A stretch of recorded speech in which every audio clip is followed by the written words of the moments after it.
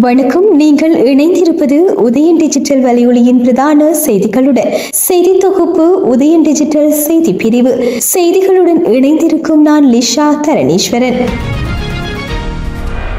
யாழ்ப்பாணத்தில் கஞ்சா செடி வளர்த்த குற்றச்சாட்டில் நேற்று ஒருவர் கைது செய்யப்பட்டுள்ளார். யாழ்ப்பாண மாவட்ட குற்றத்தடுப்பு பிரிவினருக்கு கிடைத்த ரகசிய தகவலின் அடிப்படையிலேயே புன்னாலை கட்டுவான் பகுதியை சேர்ந்த 42 வயதுடைய நபர் கைது செய்யப்பட்டுள்ளார். குறித்த நபர் புகையிலை தோட்டத்தில் புகையிலை கன்றுகளுக்கு மத்தியில் மிக சூட்சுமமான முறையில் கஞ்சா செடி வளர்த்து வருவதாக கிடைத்த ரகசிய தகவலுக்கு அடுத்து சம்பவ இடத்திற்கு விரைந்து போலீசார் கஞ்சா செடியை மீட்டதுடன் அதனை பயிரிட்ட குற்றச்சாட்டில் 42 வயதுடையவரை கைது செய்தனர். மீட்கப்பட்ட கஞ்சா செடி சுமார் 4 அடி உயரம் எனவும் மேலதிக சட்ட நடவடிக்கைகளுக்காக கைது செய்யப்பட்டவரை சுன்னாகம் போலீஸ் நிலையத்தில் ஒப்படைக்கப்பட்டுள்ள நிலையில் சுன்னாகம் போலீசார் சந்தேக நபரை தடுத்து வைத்து மேலதிக விசாரணைகளை முன்னெடுத்துள்ளதாக தெரிவித்துள்ளனர்.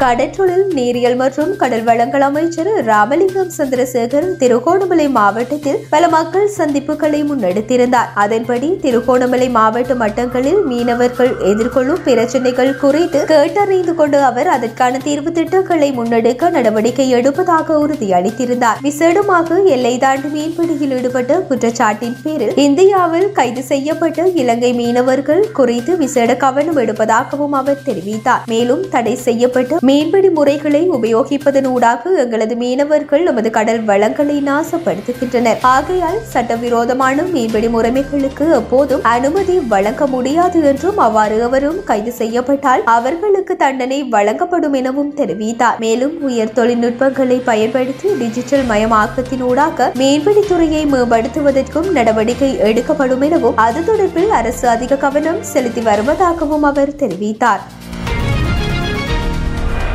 நீதிமன்ற உத்தரவை மீறி சுகாதார அமைச்சுக்கு முன்பாக போராட்டத்தில் ஈடுபட்ட 27 பேரை நேற்றிரவு மருதானை போலீசார் கைது செய்துள்ளனர். பல கோரிக்கைகளை முன்வைத்து ஆர்ப்பாட்டத்தை முன்னெடுத்த அனைத்து பல்கலைக்கழக மாணவர் ஒன்றியத்தின் ஏற்பாட்டாளர் மதுசான் சந்திரஜித் உட்பட 27 மாணவர் ஆர்வலர்களை இவ்வாறு கைது செய்யப்பட்டுள்ளனர். அரசு பல்கலைக்கழகங்களில் இருந்து இணை சுகாதார பட்டதாரிகளை உடனடியாக பொதுத்துறையில் சேர்க்க கோரி மாணவர்கள் தொடர்ச்சியான போராட்ட பிரச்சாரத்தில் ஈடுபட்டிருந்தனர். தனியார் பட்டதாரிகளுக்கு சாதகமாக சூழ்ச்சி செய்யப்பட்டு தேர்வு திட்டம் என்று அவர்கள் விவரிக்கும் திட்டத்தை ரத்து செய்ய வேண்டும் என்றும் அவர்கள் இதன்போது கோரியுள்ளனர். மாணவர் ஒன்றியத்தின் ஏற்பாட்டாளரின் கூற்றுப்படி போலீஸ் படைகள் வந்து போராட்டக்காரர்களை வலுக்கட்டாயமாக அந்த இடத்திலிருந்து வெளியேற்றிய போது நள்ளிரவில் கைது செய்யப்பட்டனர். இலவச கல்விக்காக குரல் கொடுக்கும் மாணவர்கள் மீது அரசு அடக்குமுறையை ஏவுவதாக குற்றம் சாட்டிய கூட்டமைப்பு கைதுகளை கண்டித்தது. ஆர்ப்பாட்டம் மற்றும் அணிவகுப்பு தொடர்பாக நீதிமன்றத்தில் போலீசார் தகவல் தெரிவித்திருந்தனர். அதன்படி போராட்டக்காரர்கள் டீன்ஸ் வீதி, டி சாராம் சாலை, ரீஜன் வீதி மற்றும் தேசிய மருத்துவமனை சதுக்கத்தை சுற்றியுள்ள நெடுஞ்சாலை ஆகியவற்றில் நுழையவும் சுகாதார அமைச்சகம் மற்றும் அருகிலுள்ள மருத்துவமனைகளுக்கு இடையூறு விளைவிக்கவும் ஆர்ப்பாட்டங்கள், அணிவகுப்புகள் மற்றும் சுகாதார அமைச்சகத்திற்கு முன்னால் நிற்கவும் தடை விதிக்கப்பட்டது. உள்ளூராட்சி மன்ற தேர்தலுக்கான அஞ்சல் மூல வாக்களிப்பு ஏப்ரல் மாதம் 22, 23 மற்றும் 24ஆம் தேதிகளில் நடைபெறவுள்ளதாக அறிவிக்கப்பட்டுள்ளது. தேர்தல்கள் ஆணைக்குழுவின் தலைவர் மேயர் ரத்நாயக்க கொழும்பில் நேற்று நடைபெற்ற செய்தியாளர் சந்திப்பில் இது தொடர்பில் தெரிவிக்கையில் உள்ளூராட்சி தேர்தலுக்கான வாக்களிப்பு ஏற்பாடுகள் முழுமையடைந்துள்ளன. ஏப்ரல் மாதம் 22ஆம், 23ஆம் மற்றும் 24ஆம் தேதிகளில் அஞ்சல் மூலம் வாக்களிப்பதற்கு சந்தர்ப்பம் வழங்கப்பட்டுள்ளது. குறித்த தேதிகளில் வாக்களிக்க முடியாதவர்களுக்கு ஏப்ரல் மாதம் 28ஆம் மற்றும் 29ஆம் தேதிகளில் வாய்ப்புகள் வழங்கப்படும் என்றார்.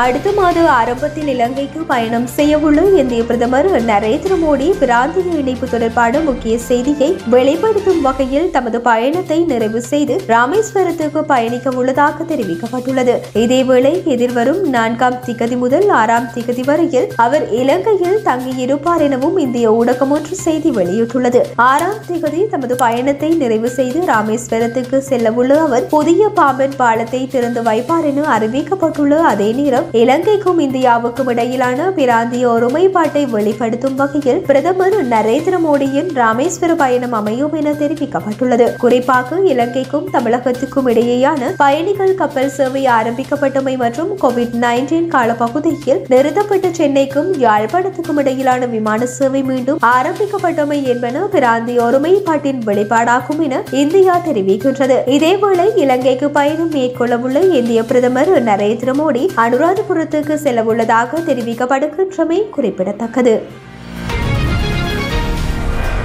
செங்கடலில் சுற்றுலா பயணிகளுக்கான நீர்மூழ்கி கப்பல் மூழ்கியதில் சுமார் 60 உயிரிழந்திருக்கலாம் என அச்சம் வெளியிடப்பட்டுள்ளது. எகிப்திய நகரமான ஹீர்காடா கடற்கரையில் நேற்று அதிகாலை நடந்த இந்த சம்பவத்தில் பலர் காயமடைந்துள்ளனர். இதேவேளை சின்பாத் என்று அழைக்கப்படும் படகு துறைமுகத்திற்கு அருகில் மூழ்கியதாக தெரிவிக்கப்படுகின்றது. எகிப்தில் உள்ள மாஸ்கோ தூதரகத்தின்படி நீர்மூழ்கி கப்பலில் சுமார் 40 பயணிகள் இருந்ததாகவும் அனைவரும் ரஷ்யர்கள் என்றும் சர்வதேச ஊடகங்கள் செய்தி வெளியிட்டுள்ளன.